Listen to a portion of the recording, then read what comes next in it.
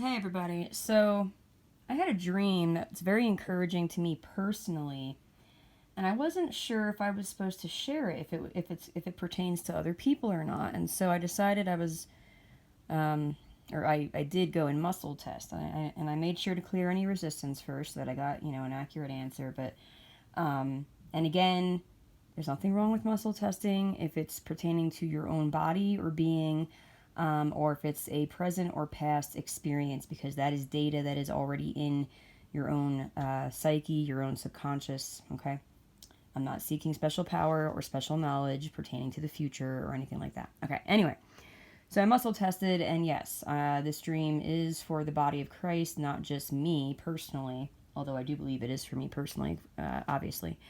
So, um, I guess I'll just tell you the dream and and then interpret it after. So there's basically two scenes of this dream. And the first scene, I was in my car in a parking lot.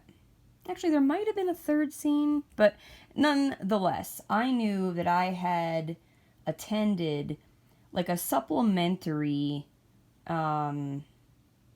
course or class regarding Splankna. Now, for those who are new to my channel or forget or whatever, Splankna is the best deliverance, integration, healing protocol there is out there, or method out there in terms of all that kind of stuff. But the problem with it is that the woman that God chose to develop it through has very much turned it into like this, almost like a secret society, like cult almost. Just very money hungry. Very much has agreed for money and charging people for this, and not just charging, but charging outrageous prices. And I've talked about that ad nauseum on my channel. But anyway, so in this dream, I knew that I was taking like a supplementary course, and supplementary means like additional, even though in real life I haven't actually been officially trained in anything. I was only a client. But in the dream, that's what I knew. I knew that I had just taken a supplementary course, basically like a little bit of extra knowledge kind of thing. And I knew that I had to pay Sarah Thiessen $75. And so she is standing there in the parking lot looking very grimacing toward me, because in real life, I actually did send her a rebuke about her monetary greed and everything, and how she's been influencing all the practitioners to do that and setting it up that way and blah, blah, blah, whatever. And so there is this, like silent, tension there, and she's just standing there and she's waiting for me to pay her. And so I'm in my car and I'm in like one parking spot, and I can't seem to find the check that I wrote out to pay her this $75 for this supplementary course. Now, in real life, lately, I'm trying to find someone as cheap as possible to give me one Splankna session, one master level Splankna session. And I have my reasons for that, and I'm not going to divulge too much because I know that there are people monitoring my channel and whatnot. But I think this kind of pertains to that personally. But anyway, so I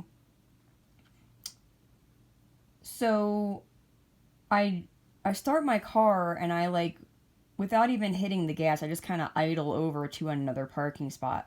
And then, like, I'm rummaging through. I have all this stuff on my passenger seat, and I'm trying to find this check to pay her.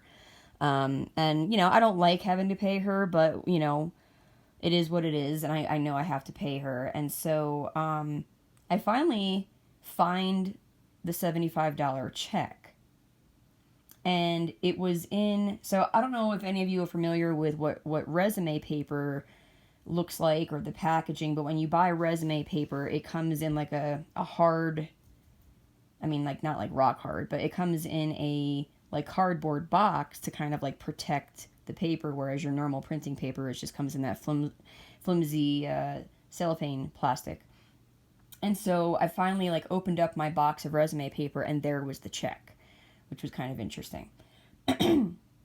And so I don't like see myself pay her, but I know that I like paid her, whatever. Now, what's interesting is the number 75, if you look it up in the Strong's Concordance, it means to feed or to fatten, and it also has connotations regarding a struggle, or I think it's like confrontation, or something along those lines. And I was like, huh, how fitting is that? Um, feeding her monetary greed, feeding, um, the monetary greed that she's kind of set up regarding like Splonkna in general.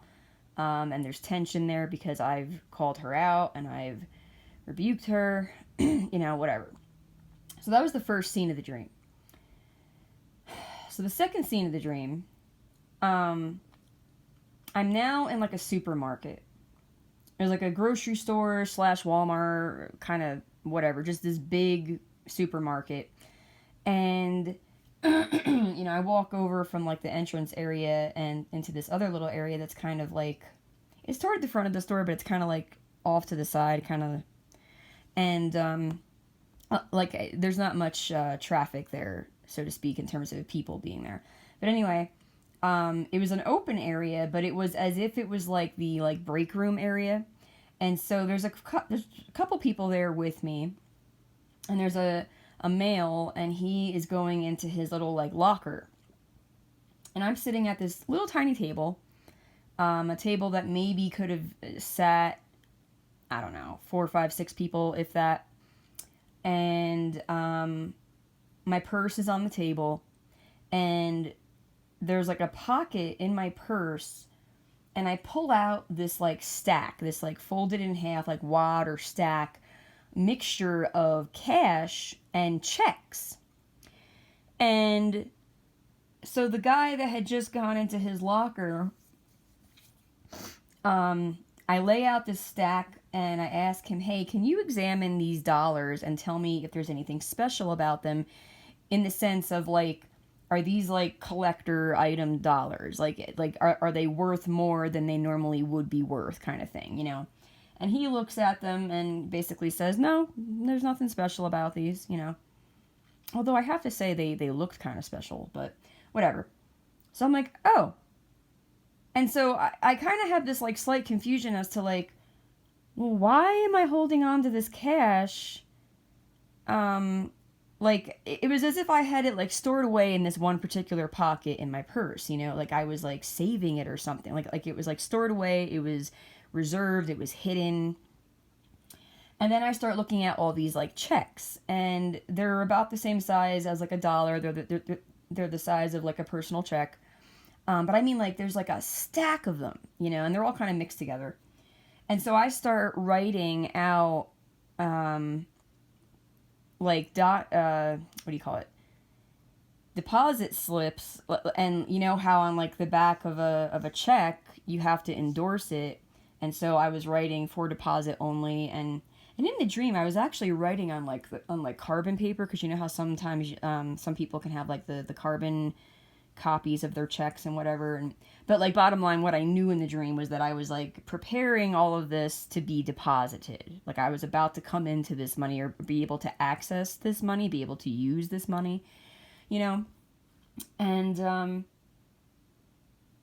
think that was pretty much the whole dream. So the interpretation. So a parking lot can represent that you are awaiting ministry, you are in a preparation season, which I do believe is true of where I'm personally at. But what was interesting is that, yes, I was taking this supplementary course to gain a little bit more information, education, right? But in order to gain that education, I had to pay into a greedy system. And what's interesting, again, is the check was in my resume paper, I don't know what you want to call it, container, packaging, whatever. And resume paper is a resource that you would use to what? To, like, I don't want to use the word self-promote because that has that like negative stigma to it, but it's a resource that would benefit you personally. And it's not that there's anything wrong with it. Like, there's a difference between monetary greed and just doing what you have to do to make a living, right? And so it was as if that money was like coming out of my own personal resources to make a living, right? So basically, it was a sacrifice that I had to make to feed some greedy system to get the education that I needed. So I know what that means for me personally, and I could go into more detail, but I'm not going to because I know that my former practitioner monitors my channel, and God knows whoever else. Sarah Thiessen might be, for all I know, because I know that they're like friendly. And so I'm not going to go into too much detail, but for anybody out there, in terms of, what does this dream mean for you? You may need to make a sacrifice out of, your own resources into a system that is corrupt, that is tainted, just so that you can get whatever knowledge you need to then steward it in a godly fashion, even though that system is not stewarding that same information, that same education in as godly a fashion as they could. Okay, so that's what that part of that dream means. And then, the supermarket and all that, right? So, and I don't remember every little thing because I looked up all these different elements in the Divinity Code, but I think supermarket means like fellowship and whatever. Locker can mean like heart. I don't have that aspect. Like, I don't know why the guy was going into the locker, like he was going into his heart. I don't have that completely figured out, but he was there and he was like friendly with me, and I was at this small table, and a small table can represent like your sphere of influence. So I have a small sphere of influence. I only have 400 something subscribers, as opposed to people that have over 1,000 or whatever, but he was friendly with me, and he was there to kind of like, give me his expertise or whatever. And he was, like, being that he had gone into the locker, he was connecting with his own heart, so I think that just kind of generally represents that, like, you may only have a few people in your inner circle or in your support system or at your access, I guess, to, kind of bounce things off of or whatever, which definitely is the case for me right now. I only have, I don't really have much, actually, to bounce stuff off of people. But anyway. And so your purse is kind of the same as like a wallet and whatnot. A pocket can mean, a few different things. It can mean that something is, kind of hidden and stored and reserved. It can also represent, like, depending on what's in the pocket, that can represent blessing and whatever. And obviously, money, I went and looked up all this stuff, money and the checks and the deposit and da-da-da-da. And so pretty much God is saying that there is money that is already assigned to you. Like, in the spiritual realm, it's already yours as far as God is concerned. The checks particularly represent like heavenly provision. And I think the reason why there was both cash and checks, I think it represents that there's going to be different forms of money coming in. Some of it might literally be cash. Some of it might be, just direct deposits. Some of it might be checks, whatever. Different forms of money. But it basically means that in the spiritual realm, like, there is money that is stacked up for you. There is provision and blessings and, dare I say, prosperity, stacked up for you. It's assigned to you. It's allocated for you. And it's a mixed bag of, different forms of money, but it's there and it's waiting for you. It's reserved, it's hidden, it's stored, it's protected, it's safe. And it's special. Because like I said, these dollar bills, they did look kind of special.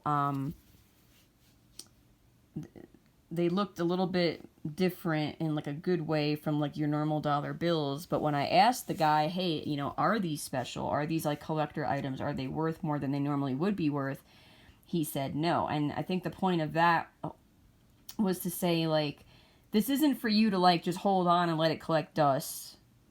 Like, this is for you to use, and you're about to come into being able to access it. You know, so I was writing out the deposit slips. I was putting for deposit only on the back of all the checks and whatever. The carbon copy, I don't have an exact interpretation for that at this point yet. But whatever.